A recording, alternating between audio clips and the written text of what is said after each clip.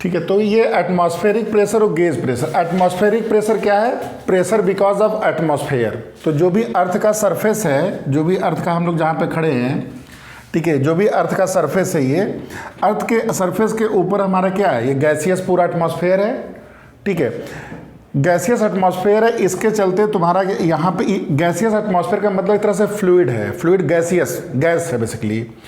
और ये आपका इसके चलते इस पॉइंट पे प्रेशर फील होता है सरफेस पे, तो इसी को हम लोग एटमॉस्फेरिक प्रेशर। हाँ, ये एक बात है कि ये जो एटमॉस्फेयर है, ये तुम्हारा जिसकी डेंसिटी क्या है, इसकी डेंसिटी मतलब क्या बोल सकते हो, मतलब ये हर पॉइंट पे सेम नहीं रहती है।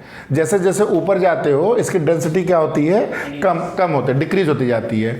मतलब एक ऐसा फ्लूइड है या ऐसा गैस है जिसकी डेंसिटी वेरी कर रही है।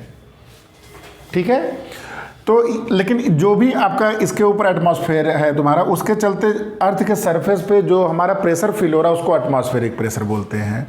तो यहाँ पे हम खड़े हैं, कोई भी लिक्विड है, कोई भी तुम्हारा कोई भी आइटम रखा हुआ है, हर पॉइंट पे तुम्हारा क्या प्रेशर फील हो रहा है? एटमॉस्फेरिक प्रेशर फील हो रहा है। ठीक है, इसी को हम लोग पीए बोलते हैं। ठीक है, एटमॉस्फेरिक प्रेशर। तो इसको अगर पास्कल में मेजर किया जाता है तो पास्कल में वैल्यू आती है 1.01 इंटू 10 की पावर 5 पास्कल। ठीक है, 1.01 इंटू 10 की पावर 5 पास्कल तुम्हारा ये, हाँ, ये तुम्हारा हो गया पास्कल में। इसी को हम लोग क्या बोलते हैं? 1 ATM प्रेशर। 1 ATM pressure. ठीक है, इसी को हम लोग बोलते हैं 1 ATM प्रेशर।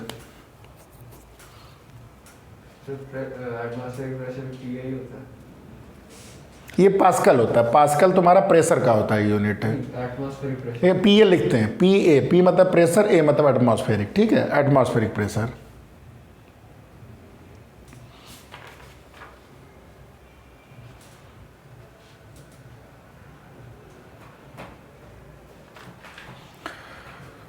ये समझ में आ गया? हाँ, अब किसी पॉइंट पे अगर आपको एटमॉस्फेरिक प्रेशर मेजर करना हो, किसी पॉइंट पर अगर आपको एटमॉस्फेरिक प्रेशर मेजर करना हो तो क्या तरीका है मेजर करने का? उसके लिए एक इंस्ट्रूमेंट बनाया गया है, बहुत ही सिंपल सा इंस्ट्रूमेंट है, बहुत ही सिंपल इंस्ट्रूमेंट है। वो क्या है? उसको बोलते हैं बैरोमीटर। लिख लीजिए, बैरोमीटर। बैरोमीटर क्या चीज है? ठीक है, बैरोमीटर आपका क्या चीज़ है? एक इंस्ट्रूमेंट ऐसा है कि जिससे किसी भी पॉइंट पे हम लोग प्रेशर मेजर करते हैं। कैसे मेजर होता है, ध्यान देना। ये मान लो एक ऐसे, मान लो बहुत बड़ा एक वेसल है जिसके अंदर मरकरी फिल किया गया है, पूरा मरकरी फिल किया गया है। ठीक है, मतलब इसके अंदर मरकरी है और इसके अंदर एक बहुत ही लंबी ट्यूब है, ये समझो 1 मीटर से लंबी है, 1 मीटर के आसपास। ये ट्यूब ऐसे है, टेस्ट ट्यूब जानते हो तुम लोग, 1 मीटर का लंबा ही है। अब इसके अंदर अभी क्या फिल है आपका? पूरा मरकरी फिल है। अब इसका ये जो माउथ है, इसको विदाउट टेकिंग आउटसाइड, बिना आउटसाइड जाए हुए तुम क्या करोगे? ऐसे करके इसको वर्टिकल कर देंगे हम लोग। समझ में आया कैसे करना है इसको? बिना इसके माउथ को, तो इसके अंदर पूरा क्या फिल है? मरकरी फिल है। हाँ, पानी नहीं है, मरकरी, मरकरी, HG जान रहे हो भाई? टेस्ट ट्यूब खाली है तो उसके अंदर मरकरी पूरा फिल हो जाएगा। ठीक है, टेस्ट ट्यूब आपका अगर ये एम्प्टी है पूरा, मतलब ये खाली है तुम्हारा, तो ये इसके अंदर तुम्हारा क्या हो जाएगा? पूरा मरकरी तुम्हारा फिल हो जाएगा। अब इस टेस्ट ट्यूब को अगर आप सीधा कर दो, ऐसे इसके माउथ नीचे करते हुए इसको सीधा कर दो, तो आपको क्या दिखेगा? ये मतलब ये फाइनली आपको ये इस तरह दिखेगा।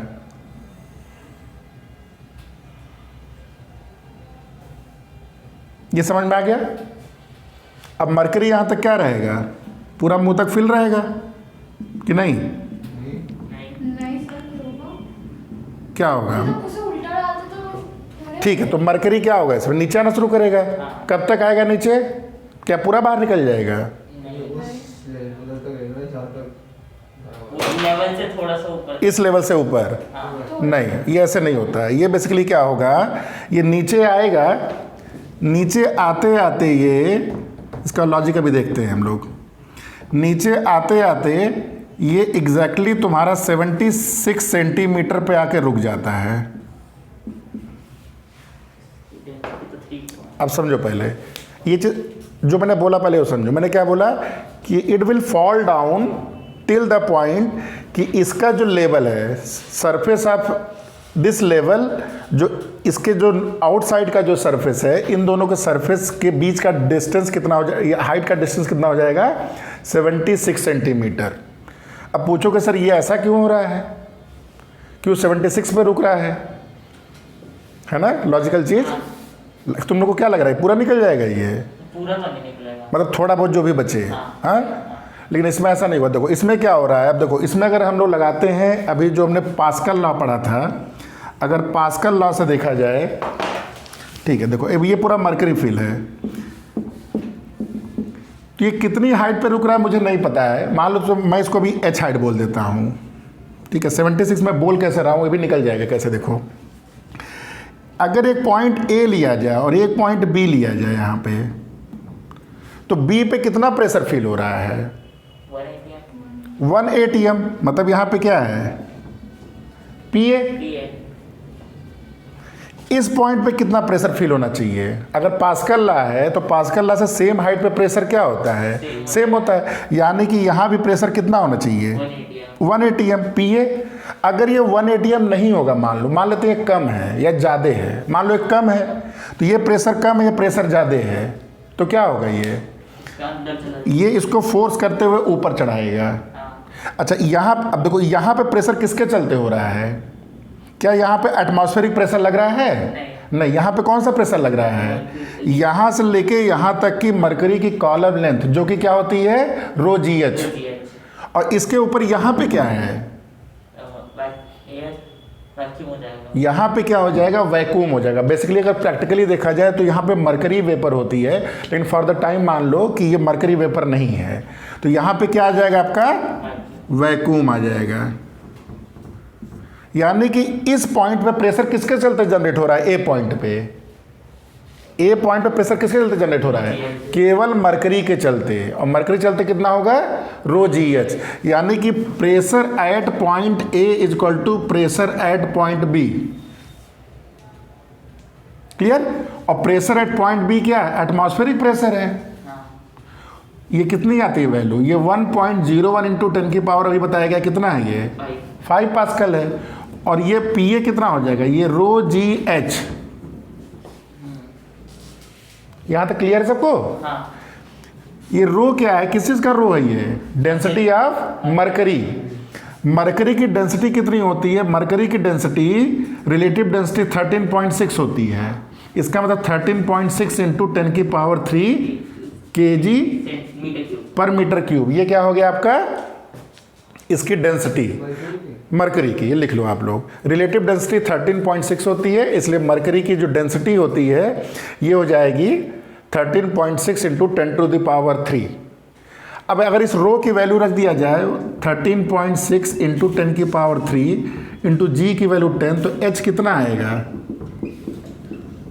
देखो कितना आ रहा है, एच की वैल्यू क्या आ रही है 1.01 इंटू 10 की पावर 5 डिवाइड बाई 13.6 इंटू 10 की पावर 4।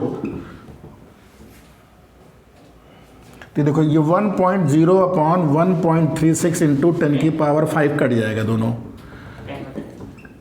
तो 1.01 मतलब 101 को डिवाइड करना है हमको 136 से। देखो जरा डिवाइड करके क्या होगा इसमें, तो ये जो हाइट आ रही है 0.74 मीटर में, यानी कि 74 तुम्हारा ये सेंटीमीटर। ये एग्जैक्टली इस पे 76 होता है बेसिकली, इससे जो वैल्यू आती है वही तुम्हारा जो 76 हमारा क्या होता है, 76 जो सेंटीमीटर हमारा क्या होता है, ये आपका मरकरी का प्रेशर बोलते हैं किसी भी पॉइंट पे, एटमॉस्फेरिक प्रेशर। ठीक है, जो भी वैल्यू आ रही है यहाँ पे 74 या 76, तो देखो ये आपका 76 पे आके रुक रहा है। क्यों रुक रहा है? क्योंकि इससे अगर ज़्यादा होगा यहाँ पे, अगर ये मान लो कॉलम की हाइट ज़्यादा है, ध्यान दो, अगर ये कॉलम की हाइट ज़्यादा है तो ये क्या करेगा, यहाँ पे ज़्यादा प्रेशर लग रहा है तो धीरे धीरे उसको क्या करेगा, पुश करता जाएगा। अगर मान लो किसी रीजन से कम है, तुमने जबरदस्ती इसको कम कर दिया किसी तरह, तो धीरे धीरे क्या होगा, ये राइज करते हुए 76 पे जाके रुक जाएगा। समझ में आ गया ये? तो ये आपका ये बहुत ही सिंपल इंस्ट्रूमेंट है जिससे किसी भी पॉइंट पे तुम प्रेशर मेजर कर सकते हो। अगर ये वैल्यू बहुत कम आ रही है, मान लो ये कल को मान लेते हैं ये 70 सेंटीमीटर आ रही है, जैसे जैसे हम लोग जानते हैं हाइट पे जैसे जैसे चलते जाते हैं माउंटेन के ऊपर, हमारा प्रेशर क्या होता है, कम होता जाता है। तो हम लोग इसीलिए प्रेशर को किस में मेजर करते हैं, अक्सर हम लोग मरकरी के कितने सेंटीमीटर पे इसको मेजर करते हैं। अगर मैंने बोला कि हम दिल्ली में हैं, इन दिल्ली अगर प्रेशर हमारा 70 सेंटीमीटर मरकरी है, तो उसको क्या करोगे, 70 सेंटीमीटर को रो जी से मल्टीप्लाई कर लोगे इस फार्मूले से, तो आपको क्या निकल जाएगा, वो एग्जैक्टली प्रेशर निकल जाएगा। उसको इससे डिवाइड कर दोगे तो कितना एटमॉस्फेरिक प्रेशर है या कितना एग्जैक्ट प्रेशर है आपको निकल जाएगा। समझ में आ गया सबको ये? हाँ सर, तो जो ये हाइट है ये उसके सरफेस के ऊपर की, हाँ सरफेस के ऊपर है, नीचे से है, नीचे से नहीं है, सरफेस के ऊपर। ये देखो एटमॉस्फेरिक प्रेशर यहाँ लग रहा है ना, हाँ। तो इस लेवल से बात हो रही है। ये एच यहाँ से है।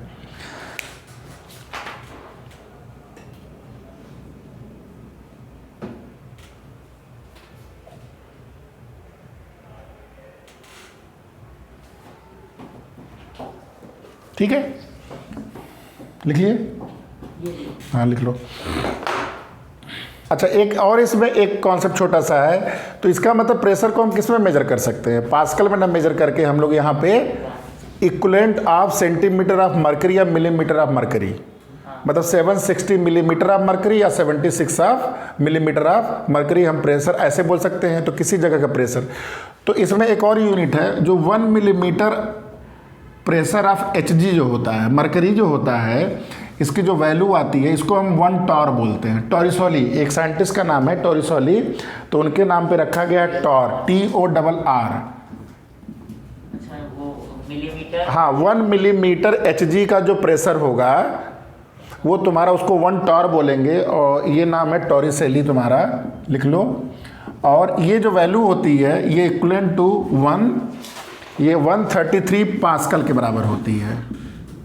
तो 133 pascal is equivalent to 1 mercury Hg is equal to 1 torr, इसको 1 टॉर बोलते हैं।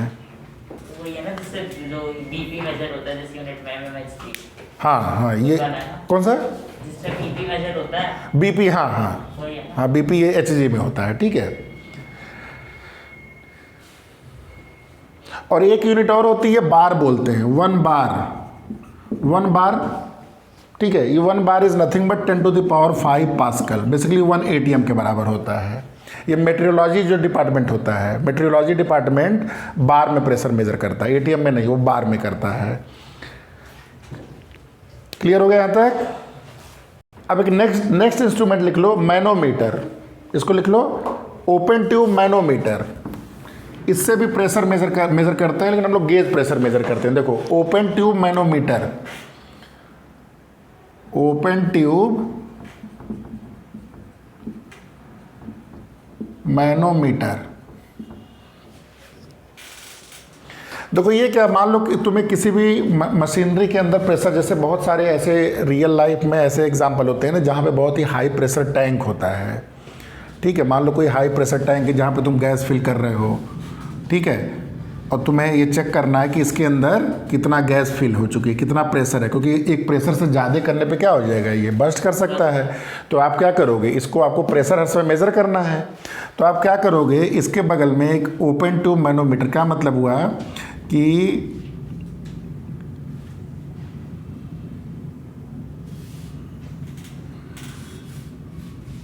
बहुत ही छोटा सा इंस्ट्रूमेंट, देखो ये ऐसे करके, मान लो इसके अंदर प्रेशर भी एटमॉस्फेरिक प्रेशर है, बाहर भी एटमॉस्फेरिक प्रेशर है, यहाँ भी एटमॉस्फेरिक प्रेशर है, मान लो ये एटमॉस्फेयर से ओपन है, ये भी एटमॉस्फेयर से ओपन है, तो इस समय जो प्रेशर होगा, हाँ तो ये जो, अगर ये इसमें मान लेते हैं दोनों तरफ अगर ओपन है ये, तो इसमें अगर मरकरी में मान लो फिल कर दूँ तो ये मरकरी का दोनों का सरफेस क्या रहेगा, सेम रहेगा, क्योंकि एटमॉस्फेरिक प्रेशर दोनों तरफ से अगर मान लो सेम है तो ये मरकरी का जो लेवल क्या रहेगा, सेम रहेगा। अब मान लेते हैं इसमें तुमने हाई प्रेशर गैस भर दिया है, इसमें प्रेशर हाई है, तो अब क्या होगा, इससे लेवल में चेंज होगा। किधर प्रेशर, अगर इधर हाई प्रेशर है तो ये वाला सरफेस क्या होगा, नीचे जाएगा, और ये वाला सरफेस ऊपर जाएगा। मान लो कुछ देर के बाद सेटल होकर तुम्हारा ये नीचे आ गया और ये मान लो ऊपर चला गया, ऐसे करके मान लो ये सिनेरियो आपकी है, ठीक है। मान लो ये यहाँ पे प्रेशर दबा, इसको प्रेस करते गया तो ये आपका प्रेशर, तो इससे क्या निकल रहा है, ये जो पार्ट निकल, जो एक्स्ट्रा हाइट इसने गेन किया है, देखो ये H हाइट जो इसने गेन किया है, यही क्या चीज़ है आपका, दोनों पॉइंट पे ये प्रेशर का, भाई देखो इस पॉइंट पे जो प्रेशर और इस पॉइंट पे प्रेशर क्या होगा, सेम होगा। और इस पॉइंट पे प्रेशर क्या होगा, इस पॉइंट पे यहाँ पे आपका एटमॉस्फेरिक प्रेशर है, और यहाँ पे क्या है, ये आपका रो जी एच, यानी कि इस पॉइंट पर अगर ए पॉइंट माना जाए तो पी ए क्या हो जाएगा, P A plus rho ji H. और यही जो पी ए है, अगर मान लेते हैं ये पॉइंट बी है टैंक प्रेशर, तो यही पी बी पी ए के बराबर हो गया। तो यानी कि P B is equal to P A plus rho ji H. तो आपको प्रेशर निकालना, तो ये आपका टैंक का प्रेशर आपको बता दिया इसने, समझ में आया ये? तो पीबी हुआ ना, पीबी हुआ, पीबी का टैंक का प्रेशर हुआ है। यानी कि रो जी एच किस में ऐड कर दोगे, अगर एटमॉस्फेरिक प्रेशर में ऐड कर दोगे तो किसका प्रेशर दे देगा, वो टैंक का प्रेशर दे देगा। तो ये मैनोमीटर एक सिंपल सा इंस्ट्रूमेंट हम लोग लेकर इसको कैलकुलेट कर लेते हैं, ठीक है? तो उसको बना लीजिए ये, ठीक है। इसमें एक ये क्वेश्चन आता है कि हम लोग हर जगह sir why we are taking only mercury, mercury क्यों ले रहे हैं, वाटर क्यों नहीं लेते हैं? मरकरी एक मतलब इसकी डेंसिटी बहुत ही ज़्यादा होती है, तो इससे क्या फ़ायदा है? अगर रो जी एच, देखो रो जी एच ही प्रेशर होता है, डिफरेंस ऑफ प्रेशर। अगर रो ज़्यादा होगा तो एच की वैल्यू क्या होगी, ज़्यादा ही होगी, नहीं कम होगी। रो जी एच है, अगर प्रेशर मान लो तुम्हारा ये, तो यही गेज प्रेशर, मतलब यहाँ पे क्या हो गया, P2 माइनस P1, यही तुम्हारा क्या है, यही गेज प्रेशर। तो अगर रो की वैल्यू ज़्यादा तो एच की वैल्यू क्या है, कम है। अगर रो की वैल्यू कम है तो वाटर में रो कितना होता है, 10 की पावर 3, और मरकरी में इसका 13 टाइम्स होता है। मरकरी से रिलेटिव डेंसिटी मरकरी की कितनी होती है, 13.6 होती है। तो अगर रो की वैल्यू मरकरी जगह वाटर कर दोगे तो हाइट कितनी बढ़ जाएगी आपकी, 13.6 सेंटीमीटर। यानी कि जो आपने बैरोमीटर भी डिज़ाइन किया था जिसमें 76 सेंटीमीटर से आपका काम चल गया था, इसके लिए अगर आपको वाटर यूज़ करना पड़ा तो 13.6 इंटू 76 सेंटीमीटर, लगभग ये 10 मीटर का वाटर कॉलम, यानी कि 10 मीटर का वाटर कॉलम आपको उतना बड़ी ट्यूब लेनी पड़ेगी, जो कि हैंडल करने में बहुत ही मुश्किल होगी। समझ में आया? दूसरा क्या है कि मरकरी में इवेपोरेशन बहुत कम होता है। वाटर क्या है, अगर टेम्परेचर, हर टेम्परेचर पे तुम्हारा क्या आता है, इवेपोरेट होता रहता है ये। तो मेनली बेसिकली डेंसिटी का चीज़ है, डेंसिटी का फ़र्क आता है इसमें, ठीक है? Clear? Yes sir. Example number 10.3 जरा देखते हैं एनसीईआरटी का कैसे करेंगे। तो ये गेज प्रेशर क्या होगा, gauge pressure basically pressure difference होता है। इन दोनों के बीच में जो डिफरेंस होता है उसको हम लोग क्या बोलते हैं, गेज प्रेशर बोलते हैं। एटमॉस्फेरिक प्रेशर क्या होता है, जो प्रेशर बिकॉज ऑफ एटमॉस्फेयर होता है, ठीक है। एग्जाम्पल नंबर 10.3 देखिए क्या है ये। हाँ, तो इसमें क्या बोल रहा है कि अब मान लेते हैं कि जो अभी मैंने क्या बोला कि एटमॉस्फेयर जो तुम्हारा होता है उसकी डेंसिटी यूनिफॉर्म नहीं होती है। लेकिन इस क्वेश्चन में क्या बोल रहा है कि एज्यूम करिए कि जो डेंसिटी है आपकी एटमॉस्फेयर की वो यूनिफॉर्म है। क्या है वो, 1.29 into 10 to the power 3 kg पर मीटर क्यूब। हाँ, अच्छा kg है बस, हाँ, मतलब 1 मीटर क्यूब में इतनी एयर आपकी आती है, इसका मतलब ये हुआ ना 1.29। ये आपका डेंसिटी है, ये आपका बोला यूनिफॉर्म मान लेते हैं। तो ये सरफेस के ऊपर अगर यूनिफॉर्म अगर एटमॉस्फेयर ऐसे करके है तो यहाँ पे प्रेशर हमको पता है, प्रेशर तुम्हारा एटमॉस्फेरिक प्रेशर के बराबर है। तो कितना लंबा फ्लूइड का कॉलम होना चाहिए, ये होना चाहिए rho ji h to P ए।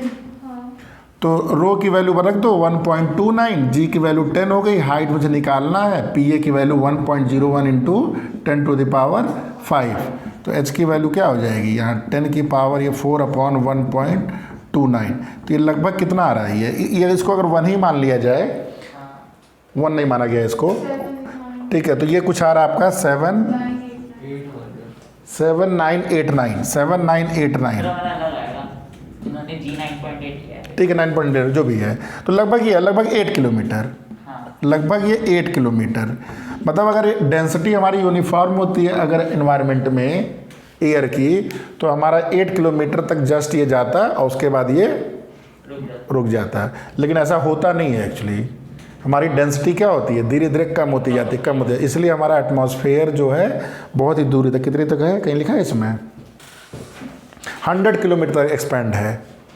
जो एटमॉस्फेयर है हमारा ये अर्थ के चारों तरफ, ये कहाँ तक है, ये 100 किलोमीटर तक। कम नहीं है बहुत।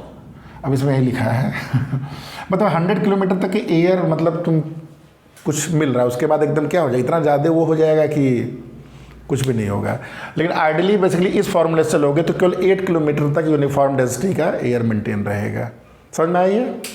ठीक है, नेक्स्ट देखो 10.4 देख लो।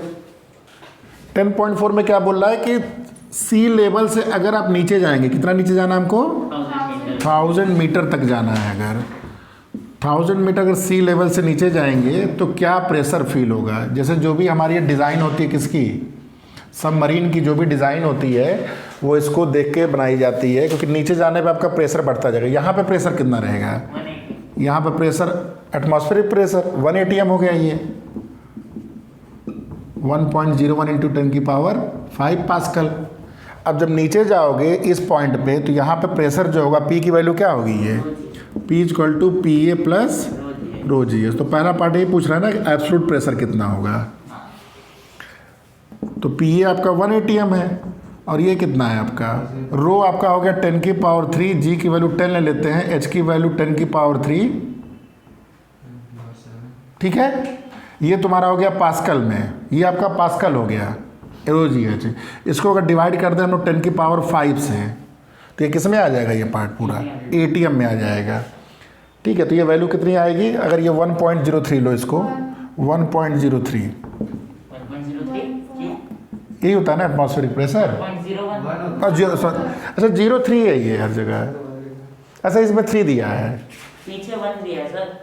नहीं इसमें क्वेश्चन में 3 दिया है, क्वेश्चन में वैल्यू एटमॉस्फेरिक प्रेशर की दिया है ना, नहीं ये डेंसिटी दिया है वो, डेंसिटी ऑफ सी वाटर। अच्छा डेंसिटी दिया है, ठीक है ठीक है, सी वाटर यानी कि यहाँ पे लोगे, नमकीन पानी होता है। हाँ डेंसिटी थोड़ी सी की ज़्यादा होती है, तो क्या हो जाएगा ये 1.03 इंटू 10 की पावर 3 इंटू 10 इंटू 10 की पावर 3 डिवाइड बाई 1.01 इंटू 10 की पावर 5।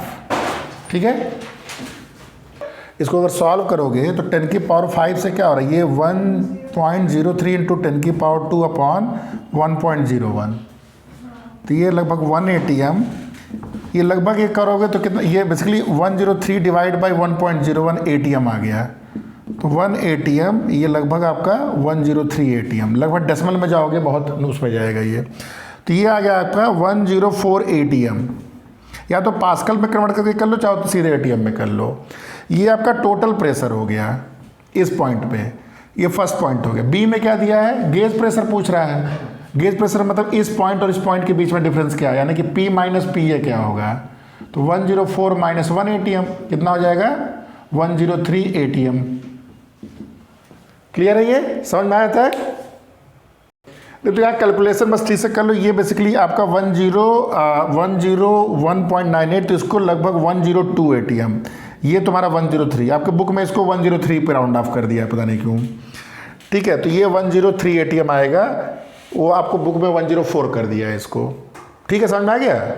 और यहाँ पे जब डिफरेंस निकालोगे तो 103 माइनस 1, जो कि बुक में आपके इसको 104 लिखा है, तो ये आपका आ जाएगा 102 ATM। ये आ जाएगा गेज प्रेशर, जो कि बुक में ये लिखा है कितना, 103 लिखा हुआ है। ठीक है, तो ये करेक्ट कर लीजिए। ठीक है, तो सी पॉइंट में देखो क्या कह रहा है, फोर्स निकालना। तो फोर्स क्या होता है, प्रेशर इनटू एरिया।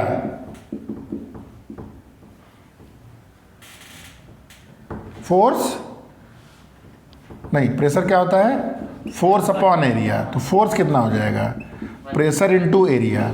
प्रेशर आपने निकाल लिया है 102 या 103 जो भी बोलिए, ये 10 की पावर 5, और एरिया कितना है आपका 20, हाँ 0.2 इंटू 0.2,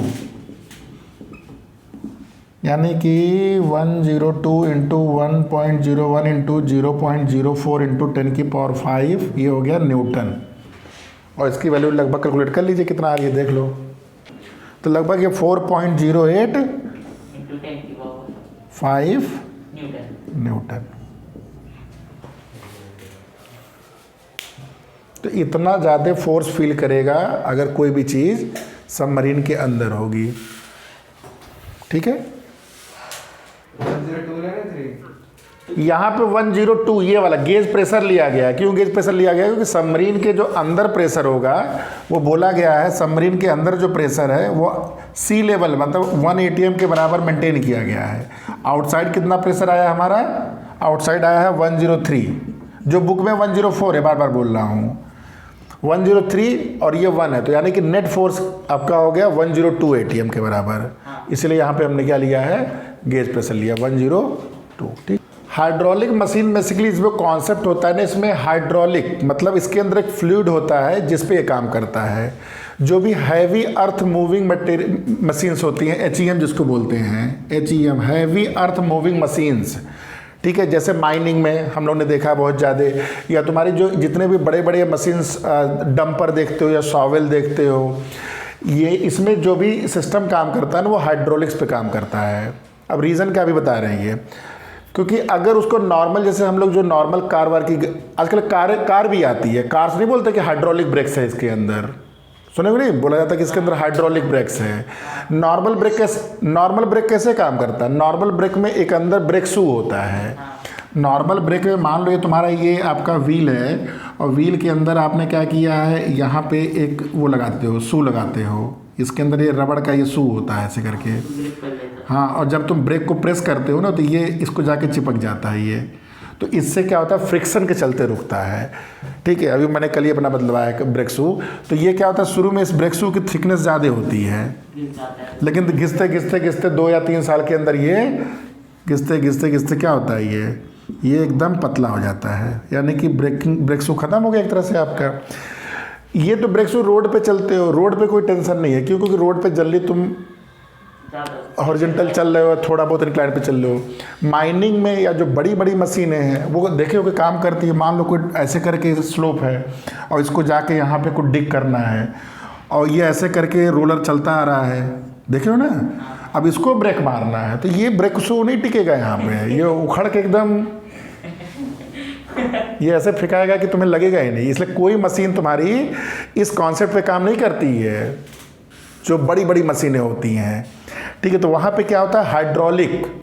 अब समझो हाइड्रोलिक का कॉन्सेप्ट क्या है। Pascal law, again pascal law बड़ा इंपॉर्टेंट है। पास्कल ने क्या बोला था कि सेम प्रेशर मेंटेन होता है सेम हाइट पे। अब देखो बहुत छोटा सा एक मशीन बना रहे हैं, कॉन्सेप्चुअल मशीन है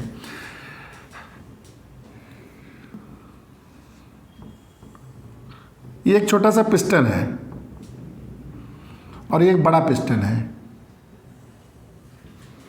ठीक है, और इसके बीच में क्या भर दिया गया यहाँ पे पूरा, ये पूरा लिक्विड है, ये कोई भी लिक्विड, ठीक है। लिक्विड जनरली हम लोग जो मानते हैं ना, लिक्विड हमारा इनकम्प्रेसिबल होता है, मतलब इसको तुम कंप्रेस करोगे तो इसका वॉल्यूम चेंज नहीं होना चाहिए। इसी लॉ पे पास्कल लॉ काम करता है, अगर ये कंप्रेस हो जाएगा तो फिर तो गड़बड़ हो जाएगा ये। तो इस पॉइंट पे जो प्रेशर होगा तुम्हारा, इस पॉइंट पे प्रेशर सेम हाइट पे क्या होगा, सेम होगा। यानी कि यहाँ पे प्रेशर P1 है और यहाँ पे प्रेशर P2 है, तो P1 की वैल्यू P2 के बराबर। तो यहाँ पे प्रेशर क्या होगा, अगर यहाँ पे फोर्स F1 लगाया जाए, इसका एरिया A1 बोला जाए, तो F1/A1 की वैल्यू किसके बराबर होगी, यहाँ पे अगर F2 है और यहाँ पे अगर इसका एरिया A2 है तो F2/A2। A1 बहुत कम है, देखो A1 बहुत कम है तो F1 बहुत कम है, इनका जो रेशियो होगा अगर A2 बढ़ जाएगा, अब यहाँ से देखो क्या होगा आपका F1 की वैल्यू क्या होगी, A1/A2 इंटू F2, या उल्टा समझ लो इसको, F2 क्या लिख सकते हो, A2/A1 इंटू F1। अब ध्यान से देखो यहाँ पे, अगर एक वैल्यू लेके समझ लेते हैं कि अगर F1 1 न्यूटन है, A1 1 मीटर स्क्वायर है और ये 10 मीटर स्क्वायर है, या 10 इसको 100 मान लो, तो 1 न्यूटन 1 मीटर स्क्वायर या 100 मीटर स्क्वायर, तो F2 क्या हो जाएगा 100। मतलब F1 अगर 1 न्यूटन है तो F2 पे क्या हो गया 100 है। तो कहने का मतलब अगर यहाँ तुम एक बड़ी सी कार खड़ी कर दो, एक बड़ी सी कार खड़ी कर दो जो कि बहुत ही हैवी है, जो मान लेते हैं 100 kg की है, मान लेते हैं एग्जांपल, जैसे बाइक है कोई 100 kg है, तो यहाँ पे केवल तुम 1 kg रख के 1 kg का अगर प्रेशर यहाँ पे डालोगे, 1 kg से अगर फोर्स लगाओगे तो ये तुम्हारा क्या हो जाएगा, ये आपका ऊपर उठ सकता है। समझ में आया कि नहीं? अगर वहाँ पे 1 kg का फोर्स लगाओगे तो इस पॉइंट पे प्रेशर कितना हुआ, 1/1 हो गया। तो उसी प्रेशर को मेंटेन करने, यहाँ पे एरिया आपने बड़ा कर दिया है, तो यहाँ पे जो प्रेशर ऊपर की तरफ फील होगा, फोर्स फील होगा, वो 100 kg। तो किसी भी लिफ्ट को अगर तुम्हें, कार को अगर ऊपर ले जाना है तो हाइड्रोलिक से एक आदमी यहाँ बैठ के केवल पैर से अगर दबा देगा इसको, तो ये कार पूरी आराम से, बजरंगबली जैसे हमारे उठाते थे वैसे कार ये उठती चली जाएगी। क्योंकि 1 kg का प्रेशर यहाँ पे इक्विवेलेंट किसके प्रेशर हो रहा है, 100 kg के। क्योंकि प्रेशर बराबर है लेकिन फोर्स तुम्हारा क्या हो जाएगा, अलग अलग हो रहा है। तो ये समझ में आया चीज़, ये लिक्विड के चलते हो रहा है। क्योंकि लिक्विड में क्या होता है कि हर पॉइंट पे सेम हाइट पे प्रेशर सेम होता है। जो प्रेशर तुमने यहाँ पे दिया लिक्विड को, वो immediately without diminishing it basically flow to any other place at the same height. तो जो प्रेशर तुमने यहाँ पे लगाया वो प्रेशर यहाँ पे इसलिए लिक्विड में फील होने लगेगा। उस प्रेशर से ये कार को बहुत ही आप कर सकते हो। तो इस कॉन्सेप्ट पे हमारे 2 चीज़ काम करती है। एक बोलते हैं हाइड्रोलिक लिफ्ट, हाइड्रोलिक लिफ्ट हमारे काम करते हैं इस पर, और दूसरा मैंने अभी एग्जाम्पल दिया, इस पर क्या काम करते हैं, हाइड्रोलिक हमारे ब्रेक्स काम करते हैं। ब्रेक में क्या है, तुम पैर से, बहुत ही छोटा सा पिस्टन होता है, वो छोटा सा पिस्टन प्रेस करता है, चारों पहिए एकदम जाम हो जाएंगे। वो ऐसे जाम होते हैं ना कि वो मशीन टूट के गिर जाएगी, वो ब्रेक नहीं छोड़ेगा। क्योंकि ये प्रेशर, ये बहुत ही पतली, ये निडल टाइप एकदम होती है। और जब पैर से प्रेस करते हो तो सोचो जितना एरिया कम होगा उतना ज़्यादा अमाउंट का प्रेशर यहाँ पे ये F2 फील होगा।